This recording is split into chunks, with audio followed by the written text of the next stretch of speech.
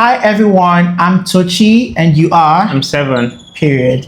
So today is the 27th day of May 2026 and it's the start of something I have been meaning for us to do, which is getting or reintegrating into each other's orbit, and through the things that we are interested in or are passionate about.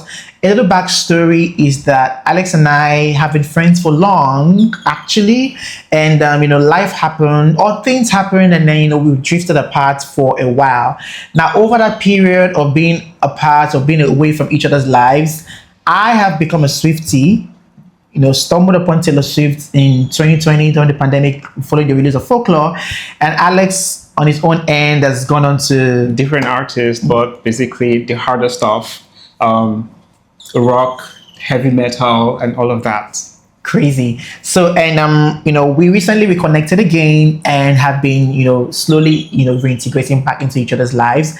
And yeah, I've been talking to him about a lot about, my obsession and love for Taylor Swift, and not just Taylor Swift, but like my how much in awe I am of the brilliance, that is the artist, and So today, for the first one, we'll be going over one of my favorite Taylor Swift song, which coincides with Alex's name, I would say, yeah, and as Alex had mentioned, his name is Seven. Oh, sorry.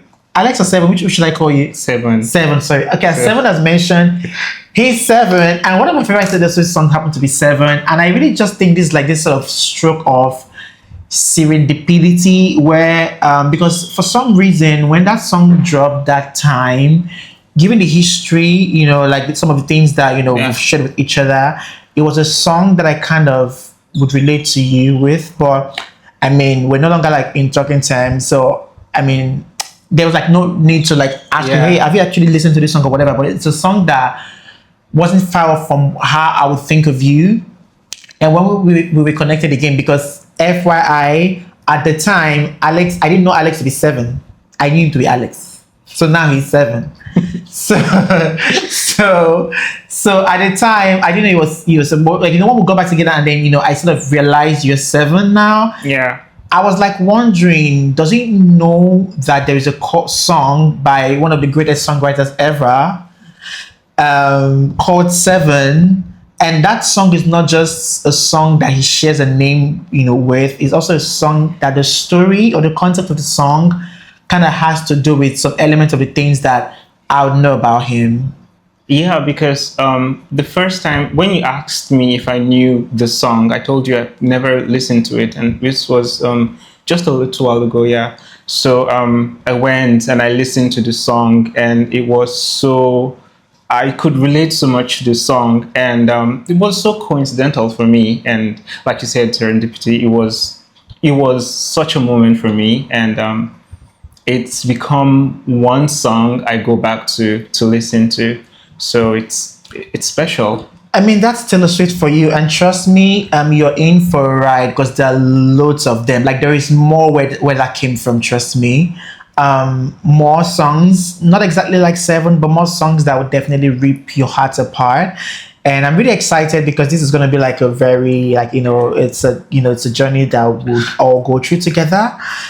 So if you're Taylor Swift, if you're a Swiftie that likes to not decode, I don't like the word decode, just basically break down Taylor Swift's lyrics in ways that it relates to my own understanding or my own personal life. I don't care about who Taylor Swift is writing about. It's not my business who she dates and who she writes about and who her music is about. I don't give 2 F's about that. I only, I'm only more concerned about how it relates to me or the people around me or what I understand it to be in general. Yeah, and something on that, since you introduced me to Taylor Swift. I mean, I listened to Taylor Swift growing up because those are first records with songs like Mean.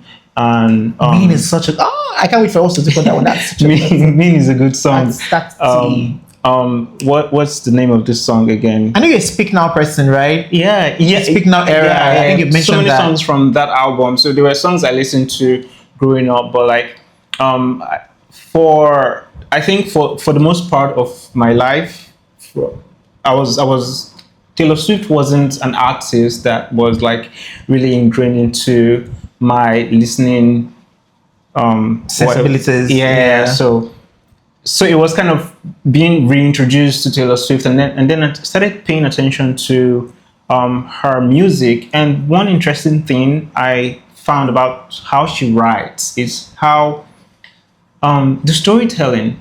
Yeah, she could be writing about just something, and you could relate it to something that's very personal. That is one thing I like about Taylor Swift's songwriting, and I don't know if I'll get to be a Swift. I think I'll get to be a Swift someday. You have to be. I'm sorry. You have to. You have to be, honey. You have to be. If I would add to what you're saying, I'm a Swiftie, of course. But if I would also like mention one thing I love Taylor's songwriting for as well is the specificity. She can be a bit too specific in her music in ways that a lot of writers are not. Like she'll mention the time, the day, the place, certain things that just makes you feel so more drawn to the situation in ways that, like I said, a lot of great songwriters would not. I would say that it's been very refreshing, reconnecting with you and just sharing this new interest we've picked along the way. I'll say being a Swiftie has so far been one of the most interesting events of my 20s. So yeah, and a little caveat: this song 7 would be sort of breaking down. We're not going to play it because I don't know how to navigate all that copyright situation yet. Until we can, then we'll just. And also I kind of just really want us to even double down on the lyrics even as much as possible. Like, let's zoom into the lyrics. The melodies are infectious, of course. Taylor's. Also a little caveat as well. Whilst Taylor is very lauded for her songwriting, I think we don't speak enough of her abilities to craft infectious melodies. Because I imagine if the songs have good writing and the melody are not good, it will not really strike a chord with people. And if the melody is good and the songwriting is not good, just maybe not. But I think Taylor, to an extent, balances it well, where she actually knows how to craft the best melodies for the lyrics. But yeah, that's by the way. Let's get right into it. This is 7 by Taylor Swift. Please picture me in the trees. I hit my peak at 7 feet. Wait 1 second. So this, first of all, it's something this question is something that sort of keeps pounding my mind. I don't know why 7. I don't know why 7. I don't know why she used the word or the number 7. She has 13. That's like her favorite number, or her good luck number, or whatever it is. So why 7? I don't know. But please picture me in the trees. I hit my peak at 7. What does that mean? Being pictured in the trees and hitting your peak at 7 feet. That lyric it's vague to me, but I see the picture. Okay. If you get what I mean, it's vague to me. Please picture me in the trees. I hit my peak at 7 feet. It's vague to me, but I see the picture. When you say 7 feet, is it like the height you climb to a tree? Yeah, I think that's what this part of the song is talking about, because as kids, one thing kids like to do is climb trees. Yeah, climb some stuff. Yeah, just climb, just go up. So I hit my peak at 7 feet. I think that's like the summit. As a child, there's you climb and you go so high that it can get scary. Yeah, so like you hear about kids climbing trees and getting stuck there because they don't know how to get down. It's too high, and looking down is too far down. That makes sense. That makes a lot of sense. Okay. In the swing over the creek, I was too scared to jump in. In the swing over the creek, I was too scared to jump in. But I was high in the sky with Pennsylvania on the... I just love I love the sentence construction here. I was high in the sky with Pennsylvania. Pennsylvania is where she was born, and I think where she grew up before she moved to Nashville. Okay. With Pennsylvania under me. So the imagery I'm sort of having in my head is like you rightly said, climbing stuff. So it's sort of being at a certain height, and then I see Pennsylvania here being a metaphor for maybe your childhood or like that phase, that childhood phase or whatever is sort of. So I feel like she's sort of oscillating between reality and reality of being an adult and also reminiscing childhood. So I feel like the part where she says, I was high up in the sky with Pennsylvania under me, is that Pennsylvania, there's something about her just sort of bringing in a childhood, whatever. Yeah. There. Because, sometimes when you're traveling, you could drive past traveling by car now, or even traveling by plane. You could, let me use traveling by car, because it's more, if you're traveling by plane, it's harder to see what's below. Yeah. But when you're traveling by car, you could drive past a certain familiar place, and like then you just wonder, you could think about your neighbors. Do they still live there? Do these things still exist here? So you're onto something there. Yeah. So I was high in the sky with Pennsylvania under me. Are there still beautiful things there? Okay. And that's the beautiful thing. And I like how she just throws some questions, like some rhetorical questions, like, and that's the beautiful things. It's so, and that's such a nice way to sum up that entire like section of the song. Yeah. Like going, please picture me in the way, in the trees, I hit my bed, I say, and there's still beautiful things. And then she goes, sweet tea in the summer, cross your heart, won't tell no other. And though I can't recall your face, I still got love for you. Now, you're right when you say that when you're maybe flying or whatever, you're asking yourself, what about my neighbors? Because this part looks like she's actually speaking to someone that she used to know, or like maybe a neighbor, like maybe childhood friend or neighbor or whatever, right? Saying things like, cross your heart, what kids would say, cross your heart, hope to die, blah blah blah. Though I can't recall your face. So now she's like speaking maybe as a grown person. Yeah. Though I can't recall your face, but I still got love for you. I want to point out something here that I think is very, very interesting. Now let's look at this first.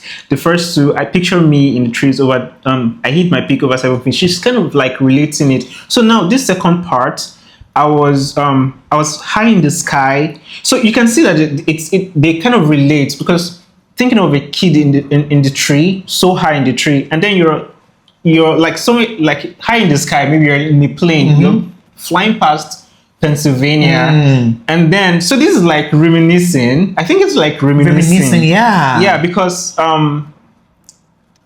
it's like reminiscing. So she's basically like saying, please picture me in the trees, like that kind of just take them going back memory lane. She's like, it's like flying. You're right. She's like flying, looking from up. I won't maybe relate it to journey by road, maybe by air. Flying and then looking down, because like when I just use that as to make it Because when you're flying, you're looking at it, it's like Pennsylvania is under you. Like you're flying, the entire world is the entire whatever is basically under you.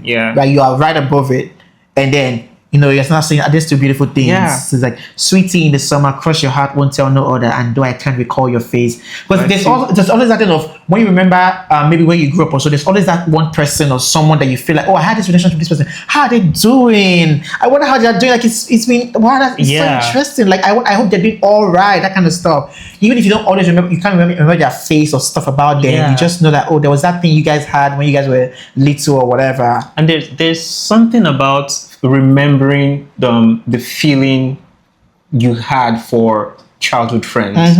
You can remember how it felt, but it's not something you can actually still feel. Exactly. So you appreciate that thing of how it felt. I really love how she weaved that entire narrative from start to this point.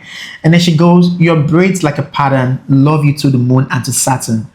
So she said, your braids like a pattern. I think that's just, maybe she had just adorning, just this thing, your braids, like, and that's so cool, like, your braids are like, Taylor is so funny. But because she does this in that songwriting whereby she's doing this and then in between she's just throwing one admiration, one very cute distance, like, oh wow, like, oh. So your braids like a pattern, love you to the moon and to Saturn. This line, love you to the moon and to Saturn, really piques my interest because I'm wondering. I mean, typically we say love you to the moon and back. Yeah. So I'm like, why did she say Saturn? What is it about Saturn? I haven't maybe done my research about Saturn to know. I won't lie.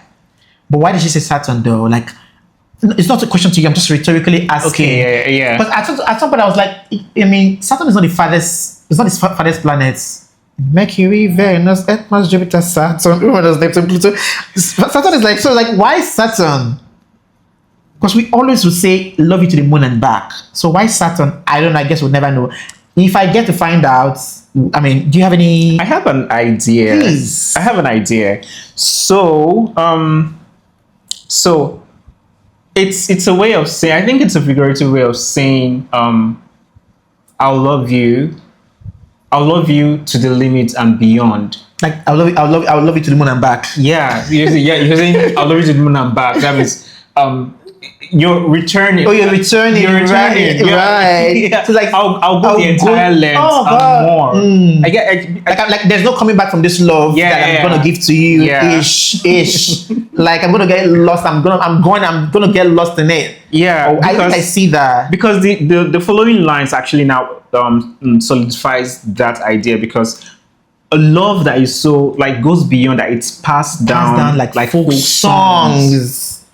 The love that lasts so long. So it's like it's unending. So Saturn is like a metaphor for it being like that. This thing forever. We mortals, because Taylor is not a human being. Because we mortals, we say I love you to the moon and back. You know that's and we think it's all that. So Taylor is like trying to say like, look, love you to the moon and back is you're coming. You come. I'm gonna love you to the moon and to Saturn. That is so cute. Like if someone tells me I love you to the moon and back, I'm gonna. Yeah, you understand? Like there's no coming back from that kind of love. I think I see that and pass that like folk song. Like it goes and goes and goes. The love legendary. It's so legendary. Yeah, the love lasts so long. Then when I go to verse 2, and I've been meaning to tell you, I think your house is haunted. Your dad is always mad, and that must be why. So now she removes. So now she turns to another character. She's speaking at another character, no longer at herself or whatever. Because I think the first part was her sort of speaking to herself. You know, like when you just have thought to yourself. Like when please picture me doing this. I hit my pick at 7 over the creek. I was too scared to jump in. It was maybe to herself. I think now I've been meaning to tell you, I think your house is haunted. So this is now someone else's story. Your dad is always mad, and that must be why. This part put so much imagery in my head. I think it's part of the song specifically that when I first heard it, I was like, this sounds like so much like Alex 7. It sounds so much like, what I knew about him then, and like, what it felt like the situation was at the time. Yeah. It might not be disclosure, definitely not his dad, not Alex's dad in this case, but someone like that in the picture, if you get what I mean. So yeah. And then other than you even, and I think this part as well, I think about a lot of trans kids, a lot of like, let's say you're a boy that feels trapped in a man's body, that maybe you want to be a girl so bad or whatever. Like maybe you're kind of boy, maybe you type that plays with dolls, but your father is not having any of that. Because let's be honest, there are people that live in that reality, Yeah. So I've been to tell you, I think your house is haunted, your dad is always mad, and that must be why. It just feels like it just feels like trouble. There's you're from a troubled home. Yeah. You just let me not be too forward, because I think I maybe related it to that trans distance too early. I'll tell you when I eventually did that. But like, say if I was listening to this song for the first time, what I would think is an abusive father. Maybe so abusive to both the mother that it's affecting the child. Yeah. But just basically a home that is just, and to be honest with you, I grew up seeing such families where the father was just, once the father comes back home, it's like the entire happiness and whatever is sucked from the air, and there's this whatever. So I see that. Yeah, and for me, this part of the song, this second verse of the song is where I started to kind of relate it to my own experiences, my it's why I said the song felt so personal to me. So I don't want to go into all of. FYI, I think would also like we Swifties we always say an inside joke like we're going to sue Taylor Swift because who gave her the permission to look into our lives and write about them? I told you permission, like who gave her like how dare you, Taylor? How dare you? I told you this. I told you I felt like she was writing about telling me you because this she snitches crazy. It's too close to home that it's just too much of a coincidence. And that's really Taylor for you. Like I feel like she spies on all of our diaries and lives and whatever. So that part really is really about like a dad who is just really abusive. I mean, I grew up in an environment where the men are like the messiahs of the homes, but their wives and their kids are like super scared of them. I think it's now that men old and mature, you see a lot of fathers being more warm. Where I grew up, I mean, my dad wasn't like that, thankfully, but like our neighbors and everything, their fathers were like this. Yeah. You get what I mean? Yes, I saw that a lot. That like my home wasn't like that, but like you go around and hear, even now when I hear about people talking about the homes they grew up in, like it's so crazy that it's such a wild concept to me that kids will be so scared of their dad that home becomes a place where like the song says is haunted. Yeah, very, very much so. Then she goes, and I think you should come live with me, and we can be pirates, and then you won't have to cry. This part is so like it's very childlike. It's how a child would think. Like I want to say something about this part. So because I think about the friendship we had, and I go back to the days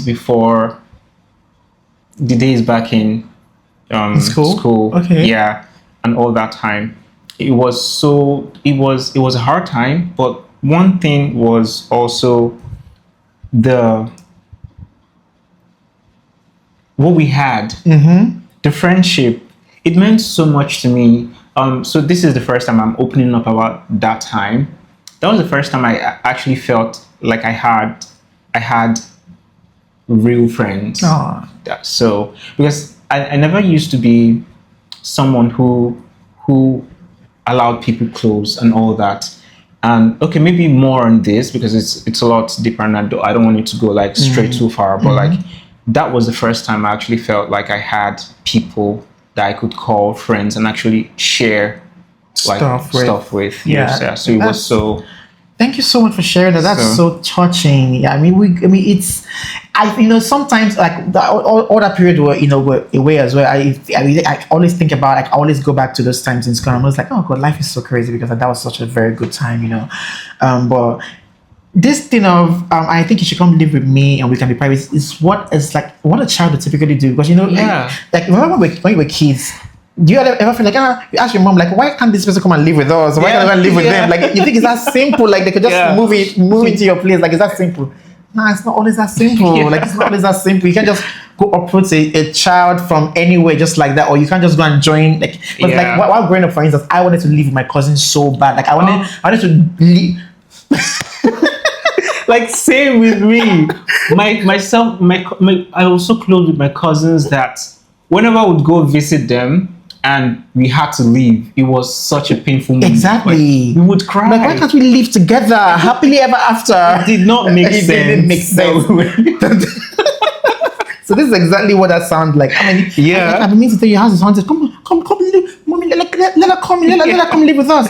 Maybe it's not that easy. Then we can be pirates, and then you won't have to cry or hide in the closet. This is the part I was not like, could this be some queer theme? So this is the part where I'm not like, okay, if I have to change the storyline in my head, like if I have to put a visual to this song, I'm now seeing trans people.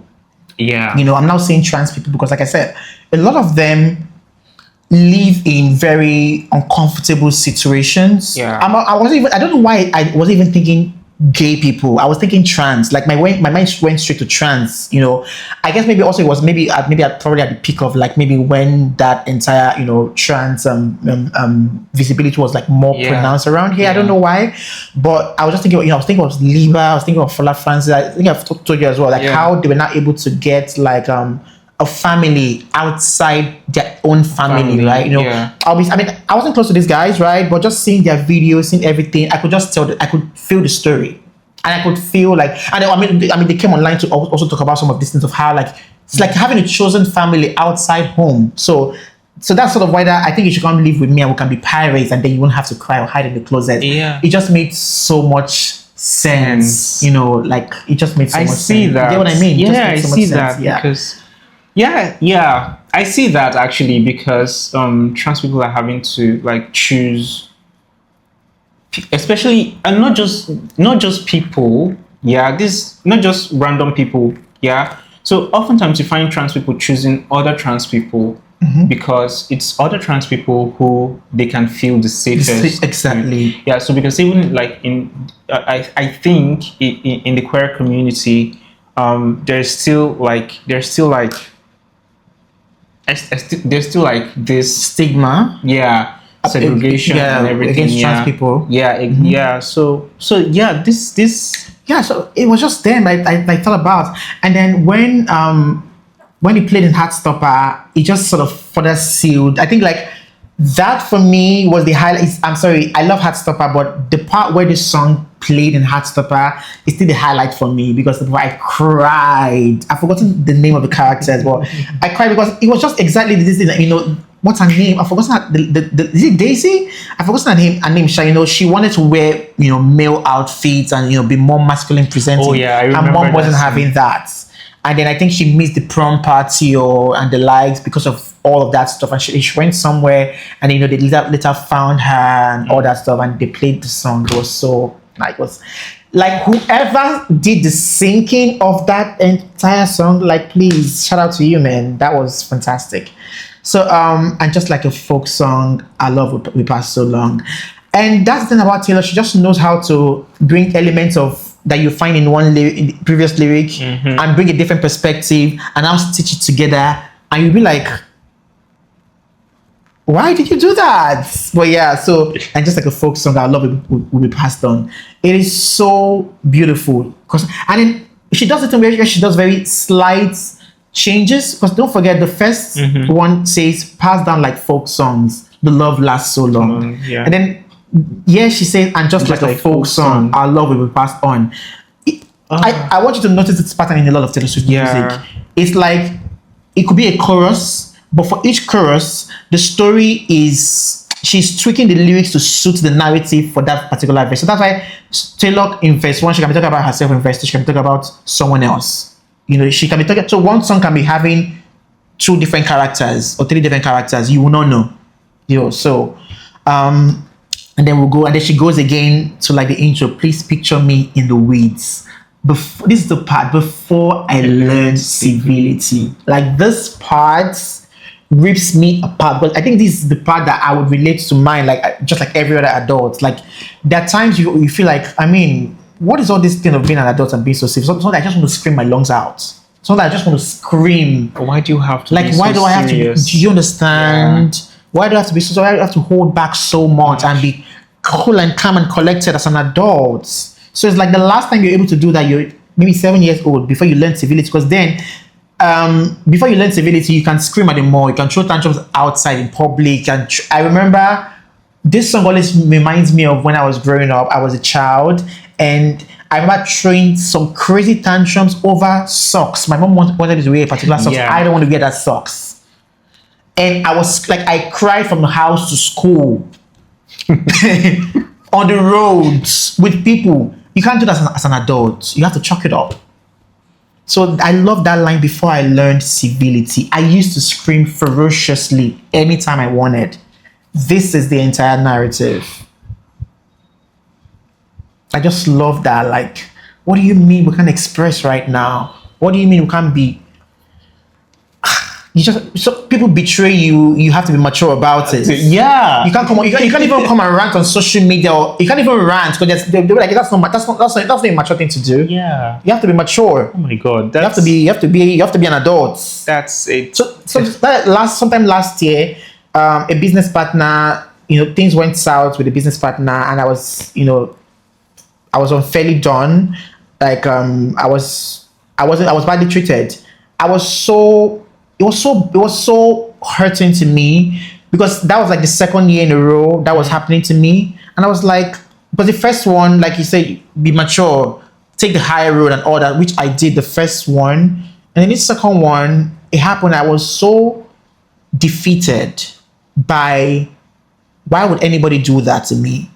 And then I was so lost that at some point I just picked my laptop and said right, I just put it on social media. Of course without calling names or whatever. But so sometimes when you see, that's I'm very big on giving grace. Whereby when you see some people maybe come online to rant or whatever, it's not because of they are looking for clouds or whatever. Sometimes you're just looking for someone to listen to you.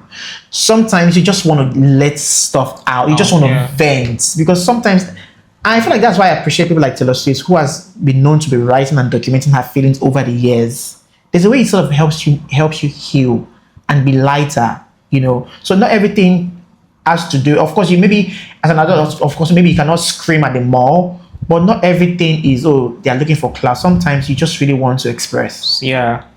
True. Yeah. And they just really want to express, So yeah, and that's I love that particular. Please picture me in the weeds before I learned civility. I used to scream ferociously anytime I wanted. I love that line so much. It's so personal to me, extremely personal.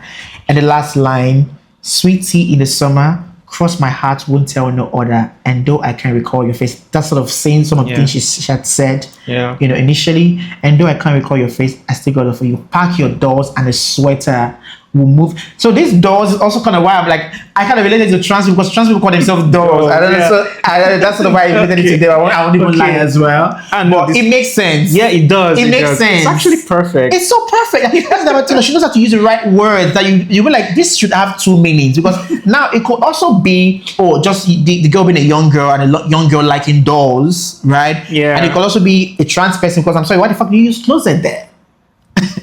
Closet. Because that closet is too. I think that's too specific. I know, even in normal homes, straight people hide in closets, like when you guys hiding closet. But I'm sorry, the queer community has hijacked that word. It's now when I hear closet, I'm sorry, I think queer. I'm sorry. So Taylor, so that's how I'm going to interpret this song. So pack your dolls and the sweater. We'll move to India forever. Why India? I don't know why. I was thinking something, but I can't remember. So in India, India is a place of culture and like diversity and all that. In India, there's they're not trans. They're not really trans, but like it's. And I don't know if it's a religious thing, but there are. I don't remember the name right now. I don't remember what they call themselves. But these are people who live as women, even though they were born men, and like society recognizes them as women, and then they have some religious or traditional role to play. Yeah. So traditionally, before India became what's colonized and everything, they had a cultural significance or traditional significance. So they had a place in community. So they used to be respected as they even attributed like some Indian, some cultures in they used to attribute spiritual significance to people like that, just like how like in some Native American communities, they have like the Two Spirit and all, which are like people who could feel like feeling like you're in the wrong body, or just feeling like you're neither male or female. You don't fit the binary. Yeah. So India has that too. Oh, really? Like they used to have a more respected place in society. Amazing. Yeah, Amazing. So there could be that because and like India is so random. Taylor has even Yeah. I'm not sure she has even toured or performed in India before. So that's so random to say. Wow, I know that this girl doesn't speak things randomly. There's always a reason for that. So Miss Taylor, I mean, if you ever get to watch this, why India, please? Does it corroborate with what Alex said? Because, like, really, why India? But I really love that. And I really love that she actually said India. I mean, not France. Yeah. You know typically, all this, like, it's a lot of Western song. You hear Paris, Yeah. France, and all of those iconic places. But, like, India is so specific, right? Aside that, India is it's a beautiful country too. The landscape. It is, but it's not what you would expect. Like, say a lot of people to put in, like at least Western artists that's to true. put in. Because when I Yeah. hear a lot of Western artists, they'll call like locations, like I said, like Paris, like France, Yeah, like yeah. Italy, and all of those places that they will go to, like all those European countries that they typically even travel to for vacation or feel like it's very safe or whatever. But India, Knowing Taylor, she could also be thinking of a place where, so in a hypothetical situation where like these people you're looking for them, you wouldn't think of India. So a place like India, right? I mean, she could even say we'll be like pirates. Yeah. I mean, there could be that too. Yeah. There could be that too. So- I mean, angle and then pass down like folk songs. Our love lasts so long. It's it's like reading the novel. You get what I mean? It's like reading a novel that starts, pensively. And then ends in this very nice, cute, seemingly happily ever after-esque, Yeah. whatever, even if that's not exactly the case, but it just transports you all through. I love the song so much, Seven, and it's the seventh song in folklore. Oh, Yeah, no, Taylor is very intentional like that. I don't know if I told you part of why I picked the name Seven now. No. So it's not like I picked the name Seven. So first, let me just give you. I was born on a Saturday, and I was born at 7 a.m. and I'm like the seventh in That's seventh such a child. Taylor Swift thing to do because that's why she adopted the name 13, the number 13. Yeah. So my grandmother used to call me Shiva, but like Shiva is like the Aramaic word for the number 7, but like the meaning is more symbolic. Yeah. So it means things like perfection, cycle, a full cycle, endings in the sense that a journey is complete, oath, promise, things like that. So it's a very symbolic name. So as a given name, Amazing. it's symbolic. I really love it. Like I love Seven. Like I just love it. I'm jealous because I don't you have 7 now. You've explained everything. It just makes sense. It's 7. Taylor has 13. I've been wondering what's my own unique number. Everything just scattered. So everything is just like not like the way you say, I'm a 7 child. I was born on 7 a.m. Mine is nothing. Everything is scattered. So I'm like, I don't know what to call. I don't have a lucky number. I wish I do. Yeah. But yeah, we've come to the end of this. I really had fun doing this with you, Alex. Oh, I did. I love doing this, and I hope you had fun too. So thank you so much for sticking with us. Yeah. Yeah, I think I want to share a song next time, but it's nothing like you've been used to hearing. Amazing. Amazing. Yeah, we'll look into it. Maybe tomorrow. Yeah. Maybe tomorrow. Yeah. Thank you so much for sticking with us, and check in tomorrow to see if the song we would be dissecting. Is it a Taylor Swift song? Is it a non-Taylor? No, actually, I think the next song will be Alex introducing me to his own playlist. Fingers crossed. I hope it's Taylor Swift, but if it's not Taylor Swift, I'm really looking forward to what that would be. Like, what could that possibly be? I guess we'll find out. So thank you so much, and see you. See you.